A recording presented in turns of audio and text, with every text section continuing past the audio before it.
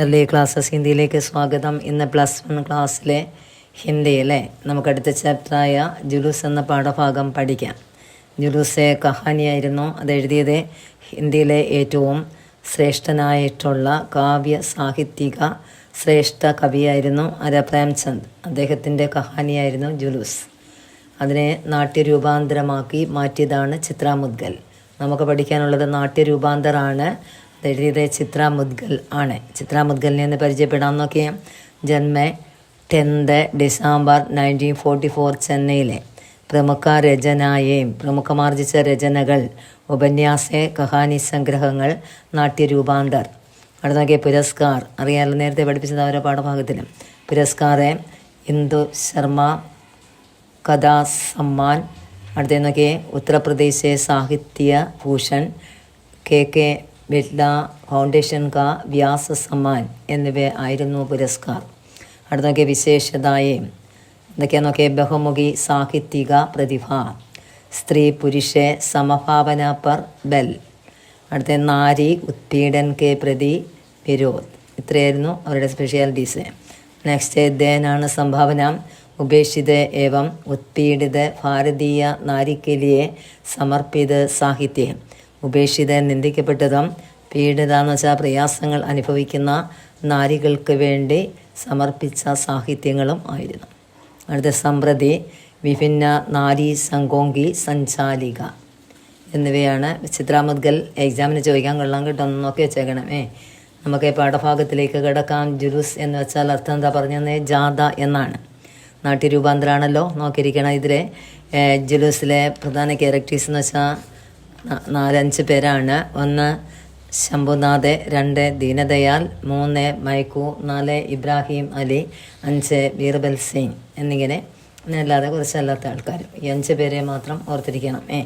നമുക്ക് പാഠഭാഗം തുടങ്ങാൻ നോക്കിയിരിക്കുക. നേപഥ്യമേ സ്വരാജ്യോങ്ക ജുലൂസ് ആ രഹാ ഹേ. നേപഥ്യ അണിയറ. അണിയറിൽ നിന്നും സ്വാതന്ത്ര്യ സേനാനികളുടെ ജാഥ വന്നുകൊണ്ടിരിക്കുന്നു. ലോകെ അംഗ്രേസോങ്കെ ഖിലാഫ് നാരെ ലഗെ രഹേ ഹൈം. ജനങ്ങൾ ബ്രിട്ടീഷുകാർക്കെതിരായി മുദ്രാവാക്യങ്ങൾ വിളിച്ചുകൊണ്ടിരിക്കുന്നു. और भारत माता की जय जय करे कर रहे हैं. ഭാരത് മാതാ की जय जया करे कर रहे हैं. ഭാരത് മാതാവിനെ ജയ് വിളികൾ വിളിച്ചുകൊണ്ട് അവർ വരുന്നു. എന്താ വിളിക്കുന്നു നോക്കിയേ? അംഗ്രേസോം ഭാരത് ചോടോ, അംഗ്രേസോം ഭാരത് ചോടോ, അറേ ജയ് ഭാരത് മാതാ. അംഗ്രേസ് ഭാരത് ചോടോ എന്ന് വെച്ചാൽ ബ്രിട്ടീഷുകാർ ഇന്ത്യ വിടുക. അങ്ങനെ അവരെ വിളിച്ചു കൊണ്ടുവരുന്നവരുടെ നാരെയാണത്, മുദ്രാവാക്യം ആണ്. ഇനി നോക്കിയേ പാഠഭാഗത്തിലേക്ക് നോക്കിയേ. സടക്ക് സേ ലഗെ ബാസാർ മേ ദുക്കാൻദാർ ബഹസ് കർ രഹേ ഹൈം. ബഹസ് എന്ന് വെച്ചാൽ പരിഹാസം. സടക്ക് റോഡ്, ബാസാർ ചന്ത. സടക്ക് സേ ലഗെ ബാസാർ മേ റോഡിനോട് ചേർന്നുള്ള ചന്തയിൽ ദുക്കാൻദാർ കച്ചവടക്കാർ പരിഹാസത്തിലുള്ള ചർച്ചകൾ ചെയ്യുകയാണ്. അതായത് പരിഹാസം നിറഞ്ഞ ചർച്ചകൾ ചെയ്തുകൊണ്ടിരിക്കുന്നു. ജുലൂസിനെ നോക്കി ജാഥ വരികയാണ്. ആ സ്വാതന്ത്ര്യ സമര സേനാനികളെ നോക്കി അവർ പരിഹാസം നിറഞ്ഞ ചർച്ചകൾ ചെയ്യുന്നു. ആദ്യത്തെ ആളാണ് ശംഭുനാഥ്. നോക്കി നാരോങ്കോ സുൻകറെ വ്യംഗ്യസേ. നാരെന്ന് വെച്ചാൽ മുദ്രാവാക്യങ്ങൾ. സുൻകർ കേട്ടപ്പോൾ വ്യംഗ്യത്തോടെ പരിഹാസത്തോടെ അദ്ദേഹം പറയുന്നു, ദേക്ക് രഹേ ഹായും ന ദീനദയാൽ ജി. ദേക്ക് രഹേ ഹായ് എന്ന് വെച്ചാൽ നീ കാണുന്നില്ലേ ദീനദയാൽ ജി. സബ്കെ സബ് കാൽ കെ മുഖമേ ജാ രഹേ ഹായ്. സബ്കെ സബ് എന്ന് വെച്ചാൽ എല്ലാവരും, കാലൻ്റെ മുഖം എന്ന് വെച്ചാൽ വായിലേക്ക് പൊയ്ക്കൊണ്ടിരിക്കുന്നു. ഈ സ്വാതന്ത്ര്യ സമര സേനാനികൾ എല്ലാവരും, ജാഥയിലുള്ള എല്ലാവരും എവിടേക്ക് പോകുന്നു? കാലൻ്റെ വായിലേക്കാണ് പൊയ്ക്കൊണ്ടിരിക്കുന്നത്. സ്വരാജ് ലാനെ ചലേഹായും. അവർ എന്തിനു വേണ്ടിയാണ് പോകുന്നത്? സ്വരാജ് ലാനെ, സ്വരാജ്യം കൊണ്ടുവരാൻ, സ്വാതന്ത്ര്യം കൊണ്ടുവരാൻ വേണ്ടി ദേ പോകുന്നു. അവരെല്ലാം കാലിൻ്റെ വായിലേക്ക് പോകുന്നു. ഓക്കെ. ആകെ പുലീസെ സവാരും കാ ദൽ കടാ ഹുവാ ഹേ. ആകെ എന്ന് വെച്ചാൽ മുന്നിലെ പോലീസുകാരുടെ യജമാനന്മാരുടെ ഗ്രൂപ്പ് അവിടെ ഉണ്ട്. മാർ കറെ എല്ലാവരെയും എന്ന് വെച്ചാൽ അടിച്ചവരെ ഭാഗിന ഓടിക്കുകയും ചെയ്യും. അതാ മാർ കറെ ഭാഗ് ദേഗ. അർത്ഥം എന്തുവാ? ജാഥ മുന്നോട്ട് ചെല്ലുമ്പോൾ ഈ യജമാനന്മാരുടെ ഗ്രൂപ്പ്, അതായത് പട്ടാളക്കാർ എന്ത് ചെയ്യുന്ന പറഞ്ഞാൽ ഇവരെ അടിച്ച് ഓടിക്കും എന്ന് ശംഭുനാഥ് ദീനദയാലിനോട് അറിയിച്ചു. അത് കേട്ട് ദീനദയാൽ പറയാണ്, ഇളം ജാഥക്കാർക്ക് എതിരായിട്ടുള്ള ആളാണ് ദീനദയാൽജി. അദ്ദേഹം പറയുന്നു, മഹാത്മാജി ഫി സഡിയ ഗയഹേ ശംഭുനാഥ് ഭയ്യ. മഹാത്മാഗാന്ധിജിയും സഡിയ ആയി വൃദ്ധനായി കഴിഞ്ഞിരിക്കുന്നു ശംഭുനാഥ് ഭയ്യ എന്ന്. जुलूसे निगलाने से स्वराज्य मिल जाते तो कब का मिल गया होता. ജുലൂസ് നികൽന്ന് വെച്ചാൽ ജാഥ പുറപ്പെടുന്നത് കൊണ്ട് സ്വരാജ്യ സ്വാതന്ത്ര്യം കിട്ടുമായിരുന്നു എങ്കിൽ അത് കബ്സെ എപ്പോഴേ കിട്ടുകയും ചെയ്തേനെ. അവർക്കെതിരായി ജാഥ പോകുന്നത് കൊണ്ട് നമുക്ക് സ്വാതന്ത്ര്യം കിട്ടും എങ്കിൽ അത് എപ്പോഴേ കിട്ടുമായിരുന്നു എന്ന് വെച്ചാൽ ബ്രിട്ടീഷുകാർക്കെതിരായി ധാരാളം ജാഥകളാണ് ഇന്ത്യയിൽ പോയിക്കൊണ്ടിരിക്കുകയും ചെയ്യുന്നത്.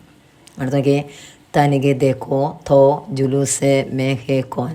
നീ ഒന്നൽപ്പം നോക്കിയേ, ഈ ജുലൂസെ ജാഥയിലെ കോനെ ആരാണ് ഉള്ളത്? ഈ ജാഥയിലുള്ള ആൾക്കാരെ നീ ഒന്ന് നോക്കിയേ, ആരാണുള്ളത്?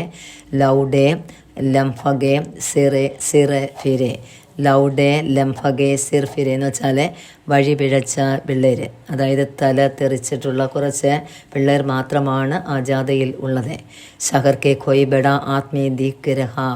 ഷഹർ പട്ടണത്തിലെ, ഷഹർ എന്ന് വെച്ചാൽ പട്ടണം, ആത്മീയ മനുഷ്യൻ, പട്ടണത്തിലെ ഏതെങ്കിലും വലിയ ആൾക്കാരെ കാണുന്നുണ്ടോ? വലിയവരായിട്ടുള്ള ആൾക്കാരൊന്നുമില്ല, തലതെറിച്ച കുറച്ച് പിള്ളേർ മാത്രമേ ഇതിലുള്ളൂ.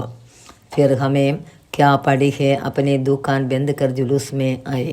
പിന്നെന്തിനാണ് നമ്മൾ നമ്മുടെ ദുക്കാൻ എന്ന് വെച്ചാൽ കട ബന്ദ് അടച്ച് ആ ജുലൂസിൻ്റെ ഭാഗമാവുകയും ചെയ്യുന്നത്?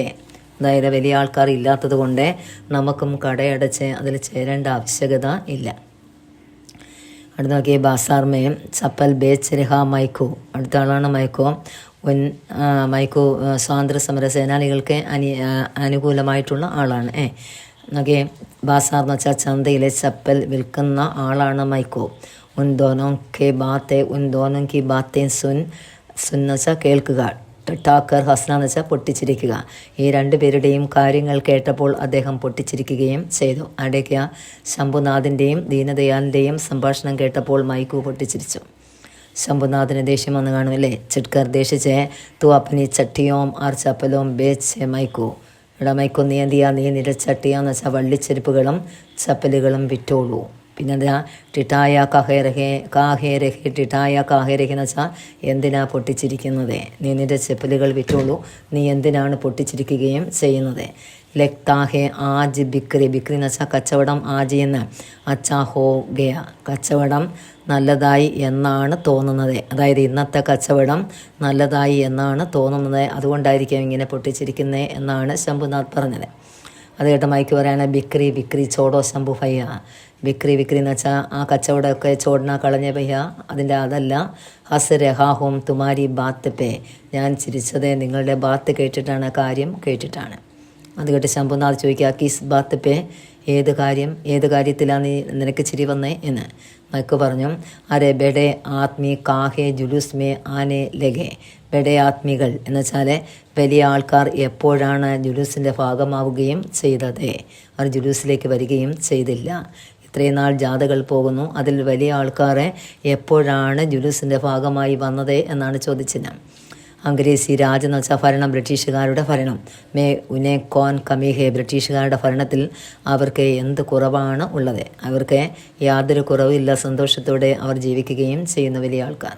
ഓക്കെ, ഠാട്ടെ സേം ബംഗലോം ആർ മഹലോമേ രഖ്തേ ഹേ. അവർ നല്ല സേഫായിട്ടുള്ള ബംഗ്ലാവുകളിലും മഹൽ കൊട്ടാരങ്ങളിലും താമസിക്കുന്നു. മോട്ടോർ മേ ഘൂമത്തെ ഹേ. മോട്ടോർ വാഹനങ്ങളിൽ ചുറ്റിക്കറങ്ങണം. മർത്തോഹം ലോക് രഹേ. നമ്മളെപ്പോലുള്ള ആൾക്കാരാണ് മരിക്കുന്നത്. അതായത് നോക്കെ, ജൻകി റോട്ടിയോം കാ ടിക്കാനഹേ. ഒരു നേരത്തെ റോട്ടി എന്ന് വെച്ചാൽ ഭക്ഷണത്തിന് വകയില്ലാത്ത നമ്മളെപ്പോലുള്ള ആൾക്കാരാണ് മരണപ്പെടുകയും ചെയ്യുന്നത്. അത് കേട്ട് ശംഭുനാഥ് പറയണ കടാശസേ എന്ന് വെച്ചാൽ പരിഹാസത്തോടെ, ത്വം യഹ് സബ് ബാത്തേം ക്യാ സമച്ചേങ്കി മൈക്കു. സമച്ചിനാ മനസ്സിലാകുക. ത്വം സബ, നീ എന്തെല്ലാം, അല്ലെ ഈ കാര്യത്തെ കുറിച്ച് നിനക്ക് എന്താണ് മനസ്സിലാക്കിയതിൽ അറിയാവുന്നത്? ഈ കാര്യത്തെക്കുറിച്ച് നിനക്ക് എന്താണ് അറിയാവുന്നത് മൈക്കു എന്ന് ചോദിച്ചു. ജിസെ കാം മേ ചാർ ബഡെ ആത്മീ അഗുവാ ഹോത്തെ ഹേ, സർക്കാർ पर भी उसकी थाक बैठ जाती है. थाक എന്ന് വെച്ചാൽ സ്വാധീനം, അഗുവ എന്ന് വെച്ചാൽ മുൻനിരയിലെ. ജിസെ കാമേ, ഏതൊരു കാര്യത്തിനും നാലാൾക്കാരെ, നാലാൾക്കാരെന്ന് വെച്ചാൽ 4 വലിയ ആൾക്കാരെ മുൻനിരയിൽ ഉണ്ടാകണം, എങ്കിലേ സർക്കാരിൽ നമുക്ക് സ്വാധീനം ചെലുത്താൻ പറ്റൂ. ലൗണ്ടേ ലംഭഗോം കാ ഗോൾ ഫല ഹാക്കിമോം ഖി നിഗാഹ് മേ ക്യാ ജഞ്ചേക. നിഗാഹ് എന്ന് വെച്ചാൽ ദൃഷ്ടി. ഈ വഴി പിഴച്ച ചെറുക്കന്മാർ ഇല്ലേ, തലതെറിച്ച കുറച്ച് പിള്ളേരുണ്ട്. അവരെയും കൊണ്ട് എന്ത് ഹാക്കിം എന്ന് വെച്ചാൽ അധികാരികളിൽ എന്ത് സ്വാധീനമാണ് ചെലുത്താൻ കഴിയുന്നത്. അതായത് അധികാരികളുടെ നിഗാഹിലെ ദൃഷ്ടിയിലെ ഈ തലതെറിച്ച പിള്ളേരെയും കൊണ്ട് എന്ത് സ്വാധീനമാണ് ഉളവാക്കാൻ കഴിയുന്നത് എന്ന് ശംഭുനാഥ്. അത് കേട്ട് മൈക്ക് പറയാണ്, ഹമാര ബെഡ ആത്മീ തോ വഹി ഹേ. നമ്മുടെ വലിയ മനുഷ്യൻ അവിടെയുണ്ട്. ജോ ലങ്കോട്ടി ബാന്തേ നങ്കെ പാവ് കുമാത്ത ഹേ. അദ്ദേഹം തോത്തിയും കൊടുത്ത് അല്ലേ, ചെറിയ മുണ്ടുവാതെ തോത്തിയും കൊടുത്ത് അതിനോടൊപ്പം തന്നെ നങ്കെ പാവ് എന്ന് വെച്ചാൽ നഗ്നമായ പാദങ്ങൾ കൊണ്ട് ചുറ്റിക്കറങ്ങുകയും ചെയ്യുന്ന ആ വലിയ മനുഷ്യൻ അവരുടെ ജാഥയുടെ കൂടെ ഉണ്ട്. അതായത് ബ്രിട്ടീഷുകാർക്കെതിരായിട്ട് ഇന്ത്യയിൽ ഉടനീളം നയിക്കുന്ന ജാഥകളെല്ലാം തന്നെ അദ്ദേഹമാണ്. അദ്ദേഹം മുൻനിരയിൽ ഉള്ളതെന്ന് വെച്ചാൽ അദ്ദേഹത്തിൻ്റെ നേതൃത്വത്തിലാണ് ഇന്ത്യയിലെ എമ്പാടും ജാഥകൾ പോവുകയും ചെയ്യുന്നത്. ജോ ഹമാരി ദശ സുധാർനെ കെ ലിയെ അപ്പനി ജാൻ ഹദേലി പർ ലിയെ ഫിർത്താ ഹേ വഹ് ഹേ മഹാത്മാഗാന്ധിജി. അതായത് ജോ ഹമാരി ദശ, നമ്മുടെ ദശ അവസ്ഥയെ ഉദ്ധരിക്കാൻ വേണ്ടി, അതായത് നാട് നന്നാക്കാൻ വേണ്ടി സ്വന്തം ജാൻ എന്ന് വെച്ചാൽ ജീവൻ ഹതേലി ഉള്ളംകൈയിൽ എടുത്തുകൊണ്ട് നടക്കുന്ന ആളാണ് ആരാ? മഹാത്മാഗാന്ധി. സ്വന്തം ജീവൻ ഉള്ളംകൈയിൽ വെച്ച് നടക്കുന്ന ആളാണ് മഹാത്മാഗാന്ധി. അദ്ദേഹം ഈ ജാഥയുടെ മുൻനിരയിൽ തന്നെ ഉണ്ട്. അദ്ദേഹത്തിൻ്റെ ആ ഒരു ജാഥ അഭിപ്രായത്തോടെയാണ്, അല്ലെങ്കിൽ അദ്ദേഹത്തിൻ്റെ അഭിപ്രായങ്ങളോട് യോജിച്ചാണ് ഇന്ത്യയുടെ പല ഭാഗത്തും ജാഥകൾ ബ്രിട്ടീഷുകാർക്കെതിരായി നടക്കുന്നത്. ഓക്കെ, ഉസ്കെ ആകെ ഹമേ കിസി ബഡെ ആത്മീക്ക് പർവാഹ് നഹി. ആകെ എന്ന് വെച്ചാൽ മുന്നിൽ, അദ്ദേഹത്തിൻ്റെ മുന്നിൽ വലിയ ആൾക്കാരെക്കുറിച്ചും പർവാഹ് ചിന്തിക്കേണ്ട ആവശ്യകത ഇല്ല. ഇന്ത്യയിലെ ഏറ്റവും വലിയ ആൾ അദ്ദേഹം തന്നെ ആണ്. നേപഥ്യമേ ജുലൂസ് കെ നാരെ പ്രകർ ഹോനെ ലഗ്തേ ഹായം. നേപഥ്യ അണിയറയിൽ നിന്നും ജുലൂസ് എന്ന് വെച്ചാൽ ജാഥയിലെ മുദ്രാവാക്യങ്ങൾ മുഴങ്ങിക്കേൾക്കുന്നു. ആ ജാഥയിലൂടെ മുദ്രാവാക്യങ്ങളെ അണിയറയിൽ മുഴങ്ങിക്കേൾക്കുകയും ചെയ്തുകൊണ്ടിരിക്കുന്നു. അത് കേട്ട് ദീനദയാൽ പറയാണ്, നയാ ദാരോഗ ബീർബൽ സിംഗ് ബെഡാ ജലാന്ത് ഹേ മൈക്കു. അത് വൺ വേഡ് അതിനകത്ത് നോക്കിയിരിക്കണം, 3-4 ഉണ്ട്. നയാ ദാരോഗ കോനെന്ന് വെച്ചാൽ ബീർബൽ സിംഗ്. ബീർബൽ സിംഗ് ആരായിരുന്നു എന്ന് വെച്ചാൽ ദാരോഗ എന്ന് വെച്ചാൽ ഇൻസ്പെക്ടർ ആയിരുന്നു. നയ പുതിയ, ജലാന്ത് എന്ന് വെച്ചാൽ ക്രൂരൻ. അത് കേട്ട് നമ്മുടെ ദീനദയാൽ പറയാണ്, പുതിയ ഇൻസ്പെക്ടറായ ബീർബൽ സിംഗ് വളരെ ക്രൂരനാണ്. ജുലൂസ് കെ ചൗരാസ്തേ പർ പഹുഞ്ചത്തെ ഹേ ഹണ്ടർ ലേക്കറെ പിൽ പടേഗ. ഈ ജുലൂസ് ജാഥ ചൗരാസ്തേ 4 കവല, 4 റോഡുകൾ ചേരുന്ന ഭാഗം, അതാ 4 കവല. അവിടെ പഹുഞ്ചനായി എത്തുമ്പോഴേക്കും ഹണ്ടർ എന്ന് വെച്ചാൽ ചാട്ടവാർ കൊണ്ട് അവർ പിൽ പടേക ചാടി വീഴുകയും ചെയ്യും. ചാട്ടവാർ കൊണ്ട് സ്വരാജ്യ സ്നേഹികളെ അടിക്കാൻ വേണ്ടി അവർ ചാടി വീഴുകയും ചെയ്യും. ഫിർ ദേഖ്ന യേ സ്വരാജ്യ കൈസേ ദും ദബാക്കർ ഫാഗ് കടേ ഹോഗെ. വരച്ചേക്കണം കൊള്ളാം കേട്ടോ.